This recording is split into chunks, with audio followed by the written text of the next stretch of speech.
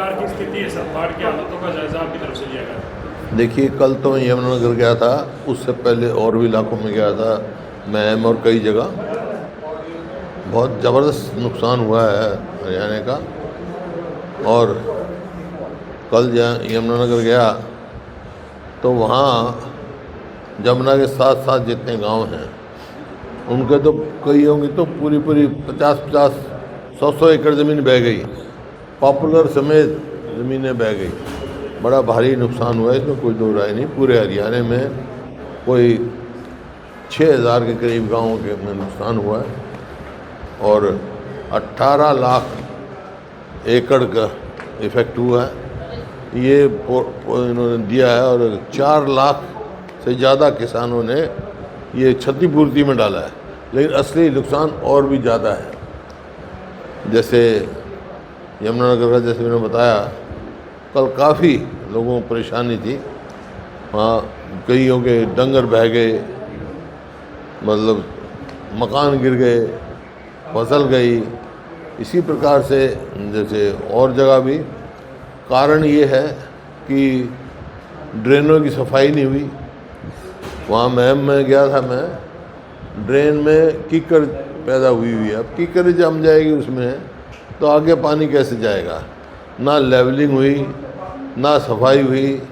अब इसमें जो है 11 शहर इफ़ेक्टेड हैं, हरियाणा के 72 कस्बे और 6000 से ज़्यादा गांव। और कंपनसेशन जो सरकार ने दिया है वो किसान को 7000 से लेके 15000 रुपये प्रति एकड़। एक किस्म से किसान के साथ मजाक किया गया है, क्योंकि 30-35 हज़ार तो उसकी शुरू में खर्चा आ जाता है, जहाँ 60 से 70 हज़ार रुपये एकड़ ठेके पे उठती है ज़मीन, उसको आप 7000 रुपये दे रहे हो। मैंने ये कहा भाई कम से कम 60 से 70 हज़ार रुपया प्रति एकड़ मिलना चाहिए। और जो मकान गिरे हैं उनका, मकानों का, जानवरों का, जो जानवर बहे हैं, पूरा करना चाहिए। अरे क्षतिपूर्ति पोर्टल क्या है भाई? ये मेरी समझ से बाहर है। तो एक और पहले परेशान है और परेशानी में डाले किसानों को। मेरे समझ में नहीं आता, जब किसान पराली जलती है किसान की तो सैटेलाइट से पता लग जाता है, धुआं उठते ही, और उसका चालान किया जाता है। अब इतना भारी है तो ये सैटेलाइट से पानी नहीं दिखता क्या? स्पेशल गिरदावरी कराओ। कई जगह मेरे को खबर मिली है कि पटवारी ने, तहसीलदार ने ये रिपोर्ट भेज दी सरकार को कि इस गांव में 100% नुकसान है, उसमें भी कहेंगे क्षतिपूर्ति भरो। ये समझ में नहीं आया। तुरंत पहले भी इस किस्म के नुकसान हुए हैं, फ्लड आया है, 95 में आया, उसी टाइम स्पेशल गिरदावरी की गई, मकानों का कंपनसेशन दिया गया और दुकानों का कंपनसेशन दिया गया और कैश जो है कंपनसेशन वहाँ दिया गया। अभी समझ में नहीं आता किस चक्कर में डाल रखा है। ये हर बार ये ऐसे ही करते हैं। जैसे चुनाव से पहले तो राशन कार्ड बना दिए AY और BPL के, जो 20-21 में है, जो है सारे मिला के, दोनों के मिला के 11 लाख होंगे राशन कार्ड फैमिली परिवार के। और कुल लाभार्थी जो हैं वो 50 लाख के करीब होंगे, 52 लाख होंगे। अब चुनाव आया तो वो कितने लाख हो गए? 52 लाख तो राशन कार्ड बना दिए, लाभार्थी 2 करोड़ 13 लाख रुपए, 13 लाख सॉरी। और अब लाखों काट दिए, 11 लाख राशन कार्ड दिए। भाई बनाए क्यों? ये पोर्टल बोला, पोर्टल फिर चलाया क्यों? लेकिन वो सिर्फ एक चुनाव में एक किस्म से वोट लेने का, वोट चोरी करने का एक हथियार ये भी है इनका। तो क्या सर स्पेशल पैकेज की मांग कर रहे हैं हरियाणा के लिए आप? बिल्कुल। देखें, अब प्रधानमंत्री जी पंजाब गए, हिमाचल गए, उत्तराखंड को दे दिया, यहाँ कुछ भी नहीं दिया। ये किसकी कमज़ोरी है? ये हरियाणा सरकार की कमज़ोरी है। प्रधानमंत्री जी को और कृषि मंत्री जी को यहाँ आना चाहिए था, वो दिखाते हैं कितना नुकसान हुआ है, ताकि स्पेशल पैकेज हरियाणा को मिले और जो ये कंपनसेशन दे रहे हैं वो एनहांस्ड कंपनसेशन देना चाहिए। ये एक किस्म से मजाक नहीं करना चाहिए। बाढ़ग्रस्त प्रदेश घोषित करना चाहिए था, आप क्या मानते हैं? कि बिल्कुल बिल्कुल। आज सरकार ने कहा जब आप देख रहे हो 18 लाख एकड़ ज़मीन जब क्लेम क्षतिपूर्ति में आ गए 4 लाख किसान, तो इससे फालतू गया 7-6 हज़ार से ऊपर गांव में हुआ है, 72 कस्बे में है, 11 शहरों में है। अब भी बाढ़ग्रस्त नहीं होगा तो बाढ़ग्रस्त कब डिक्लेयर होगा? सर बीमा कंपनियों का खबर आई है कि बीमा कंपनियों ने मना किया है मुआवजा देने से, कि जो फसलें डूबी हैं। देखिए बीमा कंपनियों का, ये जो कंपनियां हैं प्राइवेट कंपनी है। मैं बार बार ये कह चुका हूँ, प्रधानमंत्री बीमा योजना बिल्कुल फेल है, केवल कंपनियों के मुनाफे के लिए, किसान को नहीं। अब कह दिया जो धान पानी में डूब गए उसकी कंपनसेशन नहीं देंगे, हम मना कर दिया उन्होंने। और ये ऐसे ही किया जैसे 2022-23 में तो शायद जो कंपनसेशन दिया था, आया था वो 23-24 में तो कंपनसेशन आया 2,500 करोड़ के करीब। और अब वो चालू साल में जब कंपनसेशन आया 265 या 270 करोड़ का, एकदम जो है 90% कंपनसेशन में कमी आई। ये पार्लियामेंट में मिनिस्टर ने जवाब दिया पार्लियामेंट में। ये जो सरकार ने बाढ़ को या बाढ़ के बाद उपाय किए हैं, सरकार ने जो बाढ़ से पहले या बाद में जो बाढ़ आने के बाद जो उस इलाके में काम किया है वो नहीं किया, ये किया पहले जो करना चाहिए था नहीं किया, बाद में। और अब बाद में सुस्त काम किया है।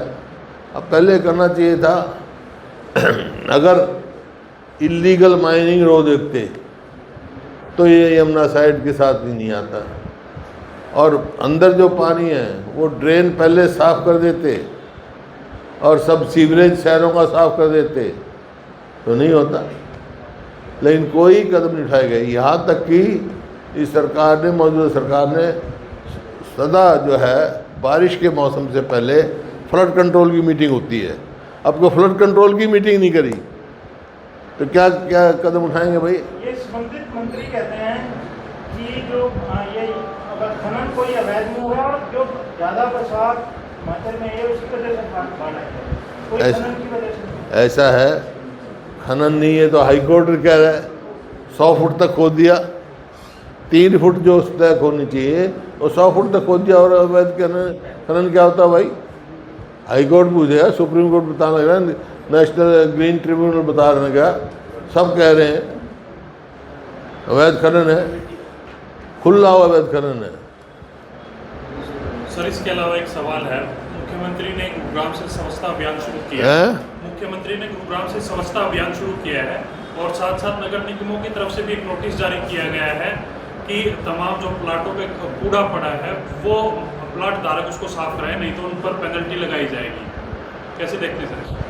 ये देख रहे हैं 11 साल के बाद इनको दिखा है कि अब हरियाणा जो है स्वच्छ नहीं है, 11 साल के बाद नज़र आया है। और जो प्लॉटों की बात कह रहे हो, मतलब अब ऐसा स्थिति कर दी है कि जो ये हुड्डा का नाम बदल के क्या कर दिया है, HSVP, वो प्रॉपर्टी डीलर बने, खुद प्रॉपर्टी डीलर बन रहे हैं, समझ से बाहर है। गरीब आदमी तो वैसे ही पहले बाहर कर दिया। ये जो बना था हुड्डा पहले बना था वो नो प्रॉफिट नो लॉस के लिए बना था, और इसलिए बना था कि मिडिल क्लास को, गरीब आदमी को उचित रेट पे प्लॉट मिल जाए और फिर इलीगल कॉलोनाइजेशन ना हो। ये अब ये मुनाफाखोरी में चले, मतलब लॉटरी से निकालते थे, वो सिस्टम ही बंद कर दिया। ऑक्शन करते हैं, ऑक्शन सिर्फ प्रॉपर्टी डीलर लेते हैं, वो भी अगर 40 प्लॉट हैं 7 की एक बार करेंगे, 8 की एक बार करेंगे, 5 की एक बार करेंगे, ताकि वो नंबर ना पड़े, ऑक्शन के लिए। और वो इतने महंगे दे रहे हैं, अभी बैठे थे पंचकुला का, वो बता रहा था 200 गज का जो 25,000 रुपये कभी लिया था प्लॉट, वो 4.5 करोड़ का है। तो इतने महंगे हैं, आम आदमी के उससे पहुँच से बाहर तो है। एक नया फैसला इसी लिया प्रकार से जो ये काम कर रहे हैं, भाई ढेर तो गंदगी के लगवा दिए तुमने, साफ करे नहीं, प्लॉट होल्डर के जुर्माना की बात कह रहे हैं। अब एक नया फैसला लिया है जिसमें HSBB है, वो जो प्लॉट खरीदने बेचने वाला है उसकी मध्यस्थता भी करेगा और उसमें कमीशन देगा। कहा था मैं प्रॉपर्टी डीलर बन गया, अभी तो कहा था यार, तू सुनता तो है नहीं, दोबारा वही सवाल पूछे इस बात को। अभी तो 1 मिनट पे तो मैंने कहा था, सेवा पखवाड़ा यही मैं कह रहा था, प्रॉपर्टी डीलर बन गई। मकसद तो ये था कि गरीब आदमी को, मिडिल क्लास को प्लॉट मिले, इस मकसद से बना था। तो पहले हुड्डा के नाम से था, अब ये इसके नाम से हो गया। हुड्डा का नाम तो बदल दिया क्योंकि उनको लगा भाई ये हर जगह मेरा ही नाम आ रहा है, तो इनको ये नहीं पता भाई ये हरियाणा अर्बन डेवलपमेंट अथॉरिटी से थे, HUDA, मैं HOODA, मैं तो हरियाणा ओवरऑल डेवलपमेंट अथॉरिटी हूँ। सर अब सेवा पखवाड़ा भी शुरू करा है सरकार ने, अब हैं? सेवा पखवाड़ा भी शुरू करा है, सारे डिपार्टमेंट जो है सेवा में जुट गए हैं प्रदेश की जनता की, और सारे जो काम रुके हुए थे या उनको सुचारू रूप से तेजी लाए, तो इसका सेवा पखवाड़ा नाम लेके काम। हाँ, भ्रष्टाचार और तेजी से बढ़ाए। एक उपराष्ट्रपति पद की आज उन्होंने पदभार ग्रहण किया, शपथ ली है सर हाँ। उपराष्ट्रपति, और कोई भी विपक्ष का नेता इस दौरान मौजूद नहीं रहा सर शपथ ग्रहण सभा में। कैसे पता नहीं क्या कारण है। सर इसमें भी क्रॉस वोटिंग हुई है और विपक्षी नेताओं का कहना है कि बीजेपी ने नेताओं को खरीदने की कोशिश की। क्या आप ये उनके बयान आ रहे हैं भाई, धन्यवाद कर रहे हैं वो, जिनने डिफेक्ट किया है उनका धन्यवाद कर रहे हैं, इसका मतलब क्या है? सर एक और आरोप है, राहुल गांधी मलेशिया गए घूमने, हैं? राहुल गांधी मलेशिया गए हैं, भाजपा ने कह रहे हैं कि जब भी विपत्ति आती है देश में राहुल गांधी छुट्टी मनाने चले जाते हैं। क्या कहे? राहुल गांधी छुट्टी मनाने चले जाते हैं विदेश में आपदा। ये क्या बात हुई? अब ये हमारे प्रधानमंत्री यदि रोज भारी घूम रहे हैं, कितने दिन बाहर रहते हैं वो, किसी काम से गए होंगे घूमने। और 25 वो तारीख से वो लाडो लक्ष्मी योजना शुरू हो रही है। हैं? 25 तारीख से लाडो लक्ष्मी योजना शुरू हो रही है। और प्रत्येक जिले में उसके जो है कार्यक्रम आयोजित किए जाएंगे, सब लाभार्थियों को जो है कितने लाभार्थी होंगे और जो वंचित हो गए उनका क्या होगा? इनका घोषणा पत्र देखो, उसमें क्या लिखा हुआ है? उसमें लिखा है सारी महिलाओं को, हैं? और ये जी वो करें फेजेस में करेंगे, हैं? फेजेस में। तो पहला बैकलॉग देंगे, पहले जो नहीं दिया उसका ब्याज देंगे। ऐसे ही लोगों को लिखते कुछ हैं, करते कुछ हैं। घोषणा पत्र देखो पहले इनका, पहले कार्ड बना दिए, अब काट रहे हैं। पहले विपक्ष के दबाव में बना दिए थे, विपक्ष कह रहा था कि नहीं बना। हैं?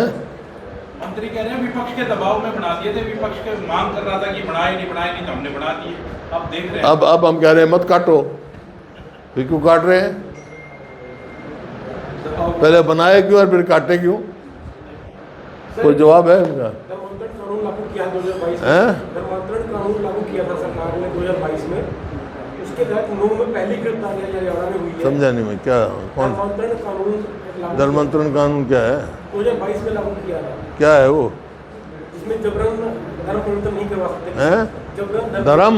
अच्छा, धर्मांतर के जलमंत्र कह रहा है, एक धर्मांतर कह रहा है, मेरे बता धर्मांतर उसमें पहली गिरफ्तारी हुई है। हैं? पहली गिरफ्तारी हुई हरियाणा में।